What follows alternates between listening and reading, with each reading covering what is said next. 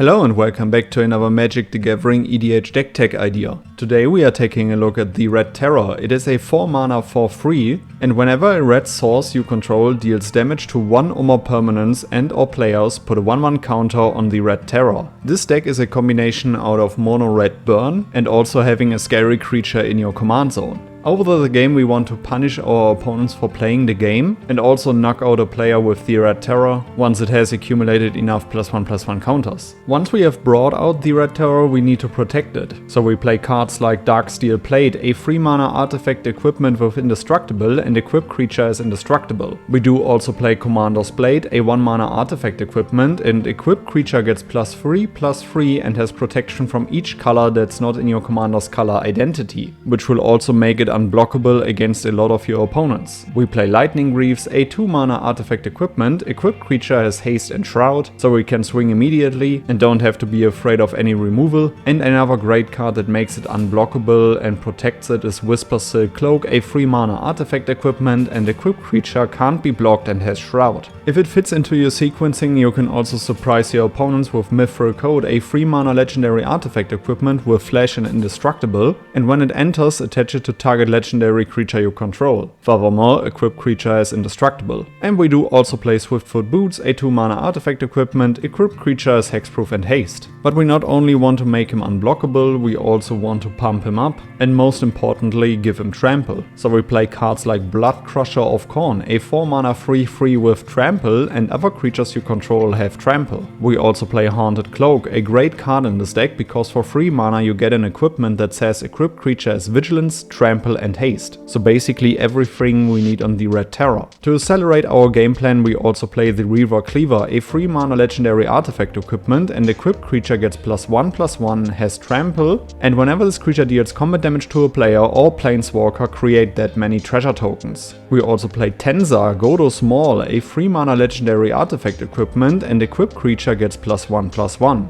As long as it's legendary it gains an additional +2/+2, and as long as it's red it has trample. So this equipment does it all for us. We also play Hero's Heirloom, a 2 mana artifact equipment, and equip creature gets +2/+1, and as long as equip creature is legendary it has trample and haste. Last but not least we also play Shadow Spear, a 1 mana legendary artifact. Equip creature gets +1/+1, has trample and lifelink. Lifelink is quite important in this deck as many enchantments will also punish ourselves for playing the game, so stabilizing a little bit with lifelink is great. For 1 mana, permanents your opponents control lose hexproof and indestructible until end of turn, which is also quite helpful if we want to overrun our opponent's indestructible creatures. And now let's punish us all for playing the game. Descend into Avernus, a 3 mana enchantment, and at the beginning of your upkeep put 2 descent counters on Descend into Avernus. Then each player creates X treasure tokens and Descend into Avernus deals X damage to each player where X is the number of descent counters on Descend into Avernus. It gives you mana, it deals damage to your opponents, it will grow the Red Terror. This card does it all. Pyrohemia, a 4 mana enchantment, and at the beginning of the end step, if no creatures are on the battlefield, sacrifice Pyrohemia. For 1 red mana, Pyrohemia deals 1 damage to each creature and each player. Due to the fact that you will always deal damage to all creatures and all players, you will deal 1 damage to the Red Terror, but you will also grow the Red Terror as you have dealt damage to one of your opponents, so you will grow your win con while you wipe all of your opponent's boards away. Sulfuric Vortex, a 3 mana enchantment, at the beginning of each player's upkeep, Sulfuric Vortex deals 2 damage to that player. And if a player would gain life, that player gains no life instead. So you basically shut down all of your opponent's life gain strategies, and this card will also grow the Red Terror. We play Mana Barbs, a 4 mana enchantment. Whenever a player taps a land for mana, Mana Barbs deals 1 damage to that player. And of course we play Burning Earth, a 4 mana enchantment. Whenever a player taps a non-basic land for mana, Burning Earth deals 1 damage to that player.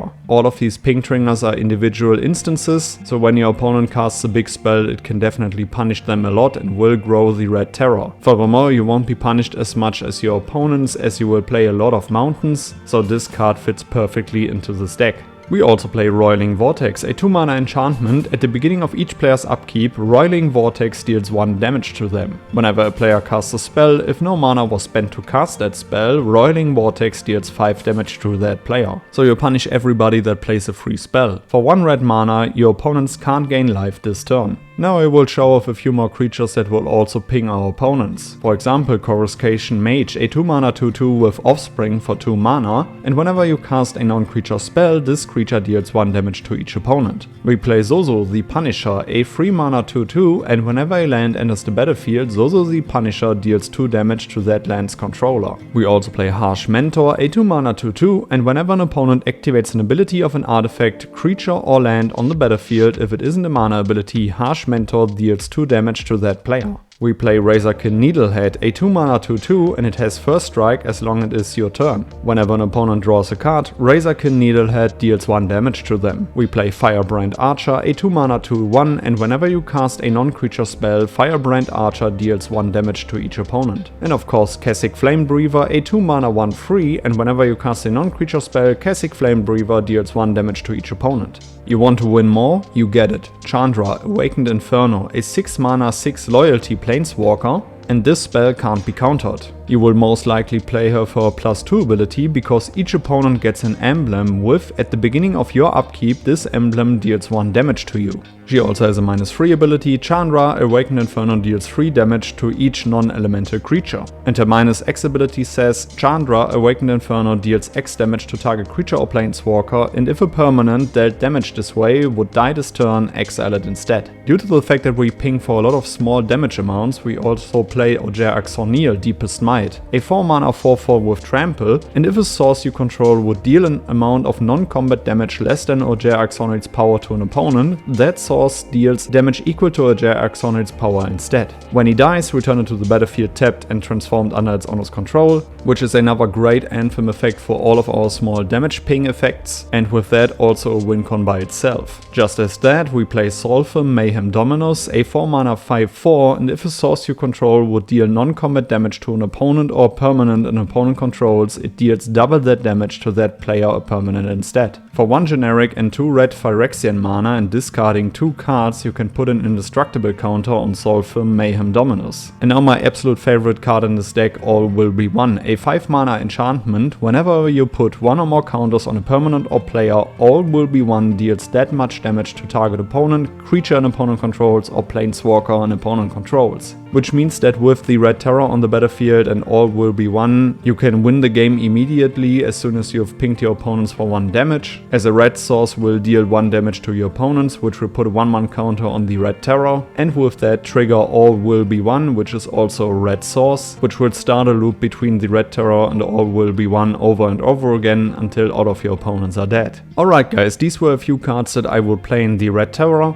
Make sure to check out my full deck list in the notes below. Let me know which cards I should add to the deck, which legendary creature I shall feature next, and then I would say, see you in the next one. Goodbye guys.